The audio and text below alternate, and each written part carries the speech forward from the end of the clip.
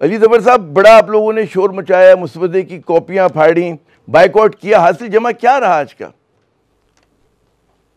جی دیکھیں، یہ تو ایکسپیکٹڈ تھا کہ وہ آئینی ترمیم میں نمبرز لے آئیں گے، لیکن آج صبح جب یہ اجلاس شروع ہوا تو لگ یہ رہا تھا کہ ان کے پاس نمبرز نہیں ہیں، اور جب یہ 12 بجے 12 ساڑھے 12 تو یہ اور بھی ہمیں انفارمیشن آنا شروع ہو گئی کہ ان کے پاس نمبرز نہیں ہیں، لیکن جب یہ میٹنگ شروع ہوئی 3:30 بجے کے بعد تو دو جو سینیٹرز تھے انہوں نے ان کو، ایک ہمارا سینیٹر اور ایک جے یو آئی کا سینیٹر، ان کو توڑ کے انہوں نے ان کے تھرو ووٹ کرا کے اپنے نمبر پورے کیے، کیونکہ ان کے پاس 62 نمبرز تھے، 62 ووٹس تھے، دو ان کو چاہیے تھے، 64 سے 2/3 میجورٹی بنتی ہے، تو 2 ووٹس وہ جے یو آئی کو سے ایک اور ایک پی ٹی آئی سے لے آئے حزب تھے۔ اختلاف نے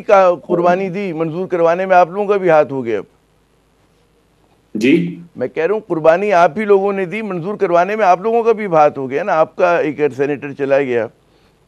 جی میں اس کو دوسری طرح دیکھتا ہوں، میں ایسا دیکھتا ہوں کہ ہمارے ایک آئینی ترمیم کرنے کے لیے بھی ان کو ہمارے ووٹس توڑنے پڑے، وہ کس طرح توڑے، پیسے سے یا پریشر سے وہ نہیں پتا، لیکن ضرور یہ جو ووٹ توڑنے والی روایت ہے وہ ان کو قائم کرنی پڑی ایک آئینی ترمیم کے لیے بھی۔ تو جس آئینی ترمیم کا بیسس ہی یہ ہو کہ آپ نے دوسری پولیٹیکل پارٹیز کے ووٹس توڑ کے تو آپ نے اس کی ترمیم کامیاب کی ہو، تو اس آئینی ترمیم کا تو ویسے ہی مطلب آپ کا کہنا بنیاد جو ہے وہ ٹیڑھی۔ اچھا یہ مجھے سمجھائیے کہ اس ترمیم سے عام آدمی کی زندگی پہ کیا فرق پڑتا ہے؟ فرض کریں کہ یہ جو سپریم جوڈیشل جو آپ لوگوں کی وہ قائم ہو گئی ہے، بینچ کی جگہ جو ہے عدالت آ گئی ہے، کورٹ آ گئی ہے، ایک عام آدمی کی زندگی پہ کیا فرق پڑے گا اس کا؟ ذرا یہ تو جو آپ لوگ اتنا احتجاج کر رہے ہیں یہ سمجھائیے ہمیں۔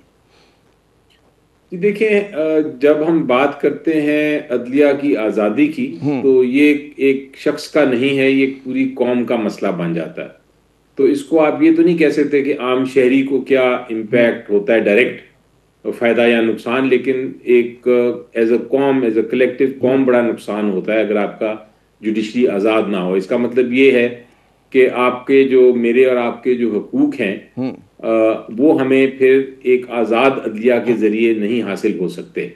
کل کو آپ کے اوپر کوئی مشکل آتی ہے، حکومت آپ کی پراپرٹی لے جاتی ہے، چھین لیتی ہے، اور آپ عدالتوں میں جاتے ہیں، تو آپ کو چاہیے ہوگا کہ اور آپ کی خواہش ہوگی کہ کوئی آزاد عدلیہ جو کہ حکومت کے پریشر میں نہ آئے وہ حکومت کے خلاف فیصلہ کر سکے اور آپ کی جو جائیداد ہے واپس یہ سمجھائیے نا کہ یہ عدلیہ جو ہے ابھی کیسے انڈر پریشر آ رہی ہے، کیا ہوا کیا ہے؟ مطلب ایک عام جو جس کو قانون سے نابلد ہے جو شخص، اس کو سمجھائیں کہ کیا فرق پڑا کہ عدلیہ کیسے جو ہے زیر دست ہو گئی حکومت کے، بقول آپ کے جو آپ لوگ الزام لگا رہے ہیں؟ وہ اس طرح ہو گئی کہ آپ نے عدالت بنائی، اب عدالت تو ایک بلڈنگ ہوتی ہے، اس میں آپ نے جج بٹھانے ہوتے ہیں، تو سوال یہ پیدا ہوگا کہ وہ جج کون سے ہیں جن کو آپ بلڈنگ میں بٹھائیں گے جو عدالت چلائیں گے؟ اگر وہ جج وہ ہیں جو کہ حکومت اپنی مرضی سے، اپنی خواہش سے اپنے من پسند ججز لگائیں گے تو پھر وہ آزاد نہیں رہیں گے۔ اس آئینی ترمیم کے تحت یہ جو نیا کورٹ بن رہا ہے، اس میں پریزیڈنٹ صاحب فیصلہ کریں گے کہ کتنے ججز ہونے چاہیے، اور اس کے بعد حکومت فیصلہ کرے گی جے سی پی کے تھرو کہ کون سے ججز جو ہیں وہ اس عدالت میں لیے جائیں جو ریٹائر ہو رہے ہیں سپریم کورٹ سے یا ہائی کورٹ سے۔ تو ایک طرح سے جو پہلا آئینی کورٹ بنے گا وہ ان ججز سے بنے گا، یعنی چانسز ہیں، یہ تو نہیں کہہ سکتے کہ بنے گا کہ نہیں بنے گا، لیکن چانسز ہیں کہ وہ ایسا بنے گا جو کہ ان کے من پسند ججوں پہ بیسڈ ہو، تو اس لیے پھر اس کی آزادی نہیں رہے گی، اور وہاں پھر پبلک کا ایفیکٹ ہوتا ہے، پبلک کا انٹرسٹ آتا ہے، اور وہاں پھر عام شہری ٹرانسفر ان پوسٹنگ کا بھی کوئی مسئلہ ہے کہ صدر کا اختیار ہوگا اور ہائی کورٹ کے ججز کو لگانے میں، ٹرانسفر پوسٹنگ میں، اس کا کیا وہ ہے؟ یہ تو جس طرح تھانے دار کا ہم کہتے ہیں نا کہ تھانے دار بیچارہ اس لیے سنتا ہے سیاستدان کی بات کہ اس کو ان کے رحم و کرم پر ہوتا ہے، تو کیا یہاں پر بھی اب ایسے ہی ہونے جا رہے ہیں؟ جی، جو ٹرانسفر کی پروویژن ہے یہ تو بہت خطرناک پروویژن ہے اس آئینی ترمیم میں. وہ یہ کہتی ہے کہ آپ کسی بھی جج کو ٹرانسفر کر سکتے ہیں کسی اور عدالت میں. یعنی ایک ہائی کورٹ کا جج ہے، اس کو آپ لاہور سے کوئٹہ اور کوئٹہ کے جج کو لاہور سے آپ ملتان بھیج سکتے ہیں. اور یہ جو ٹرانسفر ہے یہ ایک طرح سے ایک تلوار ہوگی جو لٹکی رہے گی کسی بھی ہائی کورٹ جج اور سپریم کورٹ جج کے اوپر. اگر وہ نہیں مانتے، اگر وہ درست کام نہیں کرتے، حکومت کو پسند نہیں ہے، تو حکومت ایک سزا کے طور پہ بھی ان کو بھیج سکتی ہے، ٹرانسفر کر سکتی ہے. اور اگر وہ ٹرانسفر آرڈر نہیں مانتے تو ان کو ہٹایا بھی جا سکتا ہے جج شپ سے. تو یہ ایک بہت بڑی بات ہے کہ آپ کا ہر شخص جو ہے وہ یہی چاہے گا کہ میری ٹرانسفر پوسٹنگ نہ ہو. میں اگر لاہور میں کام کر رہا ہوں تو میں لاہور میں ہی رہوں، اگر میرا فیملی کوئٹہ میں ہے تو میں کوئٹہ میں ہی رہوں. تو یہ جو ٹرانسفر والا ایک طاقت لے لی ہے حکومت نے، یہ ایک بہت ڈینجرس طاقت ہے. پہلے بھی کوشش کی گئی تھی لیکن عدالتوں نے پھر کہا تھا کہ یہ بات درست نہیں اور یہ نہیں ہو سکتا. ضیاء الحق بھی نہیں کر سکا تھا اور مشرف صاحب بھی نہیں کر سکے تھے، حالانکہ وہ ڈکٹیٹر تھے. شہباز شریف صاحب نے کر دیا. شہباز شریف، اچھا یہ مجھے بتائیے کہ میں رانا ثناء اللہ صاحب فرما رہے تھے، ہم نے سنا ان کو گفتگو کرتے ہوئے کہ پہلے آئینی بینچ تھی اب آئینی عدالت ہو گئی، کیا فرق پڑتا ہے. دوسرا جو ہے ایک اور وزیر سے میری بات ہوئی آج، ان کا کہنا تھا کہ جی بات تو فیصلہ تو جوڈیشل کمیشن کرے گا اور وہاں پر جو ہے اب ہم 2 ججز آ جائیں گے تو ہماری اکثریت نہیں رہے گی. اس پہ کچھ اگر اپنا رد عمل دے سکیں آپ. یہ دیکھیں، جہاں تک رانا ثناء اللہ صاحب کا کہنا ہے کہ آئینی بینچ تھا اور آئینی کورٹ بن گیا تو کوئی فرق نہیں پڑا. بات یہ تھی کہ پہلے بات تو 26ویں ترمیم کے تحت آئینی بینچ بھی نہیں بننا چاہیے تھا، لیکن کم از کم آئینی بینچ اسی سپریم کورٹ کا حصہ ہے اور اسی سپریم کورٹ کے ججز پہ بیسڈ ہے جو کہ سپریم کورٹ میں ہیں.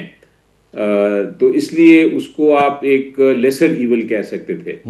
لیکن جب آپ کی نئی آئینی کورٹ بنی تو سوال اس میں یہ نہیں ہے کہ بینچ سے کورٹ کیوں بن گیا، وہ تو ایک الگ سوال ہے. سوال یہ ہے کہ اس کی اپوائنٹمنٹ کیسے ہوگی. اب دوسرے جو آپ نے بتایا کہ وہ اس کا جواب یہ دے رہے ہیں کہ اپوائنٹمنٹ تو جے سی پی کرے گی، جو کمیشن ہے وہ کرے گی، تو یہ ان کی اپوائنٹمنٹ تو آزاد ہوگی. یہ بات ان کا کہنا کہ آزاد ہوگی اپوائنٹمنٹ اور اپوائنٹمنٹ ٹرانسپیرنٹ ہوگی، یہ درست ہے کہ جے سی پی کرے گی، لیکن جے سی پی کو کون کنٹرول کرتا ہے. جے سی پی میں جو تعداد ہے وہ حکومت اور ان کی جو بارز ہیں ان کی تعداد اس وقت نہیں. وہ کہہ رہے ہیں کل کو ہماری مرضی کی بار کا صدر نہیں آیا تو مطلب کیا فرق پڑتا ہے، مطلب وہ ہمارے مخالف آ گیا. میں نے پوچھا تھا ان سے، میں کہا جی آپ کنٹرول کر رہے ہیں، کہ جی ضروری تو نہیں کہ ہم کنٹرول کر رہے ہوں. جی فی الحال یہ پوزیشن ہے، فی الحال جو بارز ان کے کنٹرول میں تھیں اور ہیں، تو وہ اس میں جو ریپرزینٹیٹو بھیجتے ہیں وہ حکومت کا ہی ریپرزینٹیٹو ہے. اور جو حکومت کے نمبرز اگر آپ اس طرح کاؤنٹ کریں کہ اٹارنی جنرل بھی ہیں، منسٹر بھی ہیں، ایک جو ایک ٹیکنوکریٹ ہے وہ بھی اسپیکر نے کرنی ہوتے ہیں، 2 ان کے تو وہاں پہ ڈومینیٹ کریں. قصہ مختصر. اچھا 2 بڑے اہم سوال اور رہ گئے میں سے پہلے کہ اس سیگمنٹ کو کنکلوڈ کروں. ایک تو یہ کہ الزام لگایا جا رہا ہے کہ جی حزب اختلاف جو ہے وہ 243 کی جو ترمیم ہوئی ہے جس کا بالکل خالصتاً تعلق جو ہے ہمارے دفاعی معاملات سے ہے، اس کو سیاست زدہ کر رہے ہیں.